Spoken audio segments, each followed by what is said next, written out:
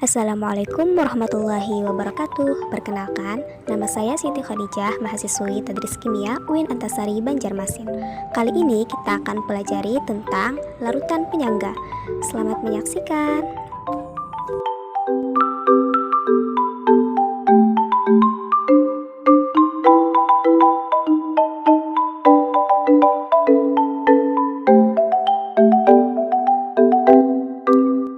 Di dalam tubuh, darah merupakan komponen yang sangat penting. Salah satu fungsi darah yaitu membawa oksigen untuk disebarkan ke seluruh sel. Fungsi ini bergantung pada pH darah, di mana darah bekerja optimal sebagai pembawa oksigen pada pH sekitar 7,4. Nah, jika pH cairan darah tersebut berubah di atas 10 atau di bawah 5, maka akan menyebabkan kerusakan organ tubuh, bahkan kematian. Nah, bagaimana cara tubuh menjaga pH darah? Jadi, cairan darah di dalam tubuh manusia memiliki sifat penyangga karena mampu mengendalikan pH di dalam darah. Lalu, apa yang dimaksud dengan larutan penyangga? Nah, pada bab ini kita akan mempelajarinya. Larutan penyangga atau larutan buffer merupakan larutan yang dapat mempertahankan pH-nya, meskipun ditambahkan sedikit asam, sedikit basa, atau diencerkan.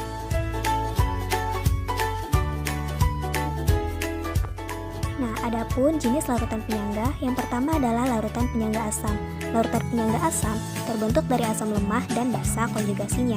Contohnya, CH3COOH dengan CH3COONA atau CH3COO-, di mana CH3COOH merupakan asam lemah dan CH3COONA atau CH3COO- merupakan basa konjugasinya.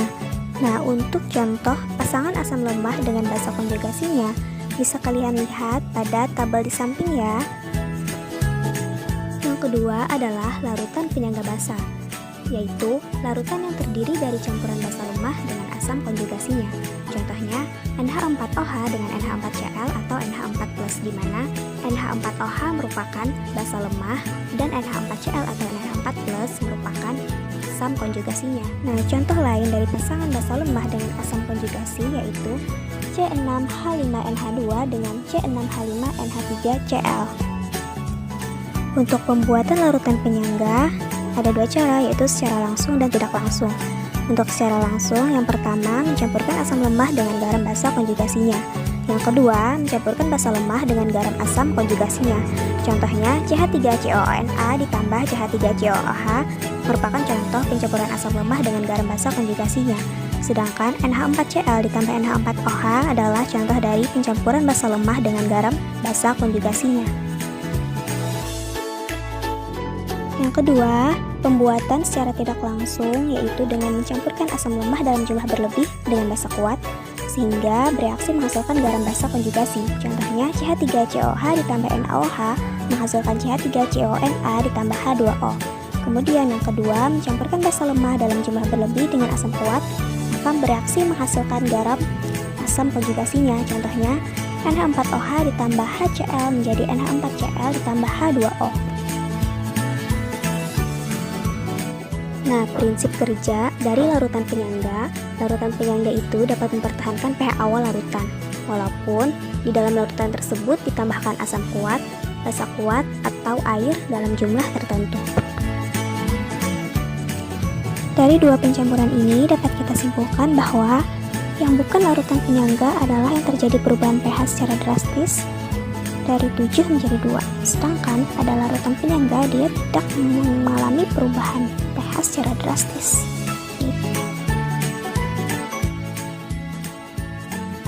Prinsip kerja larutan penyangga asam, yang pertama pada penambahan asam, di mana ion H+ yang ditambahkan akan bereaksi dengan ion CH3COO- membentuk molekul CH3COOH atau asam lemah.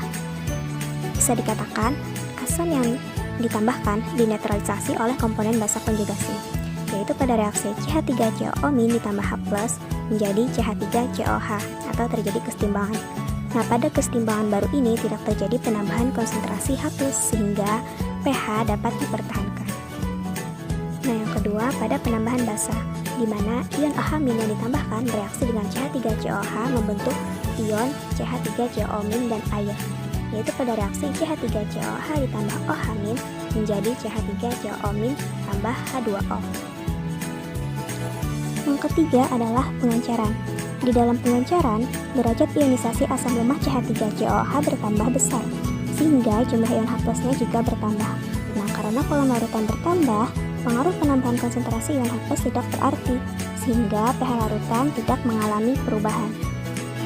Prinsip kerja pada larutan penyangga basa yang pertama pada penambahan asam, di mana ion H+ yang ditambahkan akan bereaksi dengan basa NH3 membentuk ion NH4+, di mana pada reaksi NH3 ditambah H+ menjadi NH4+, atau terjadi kesetimbangan.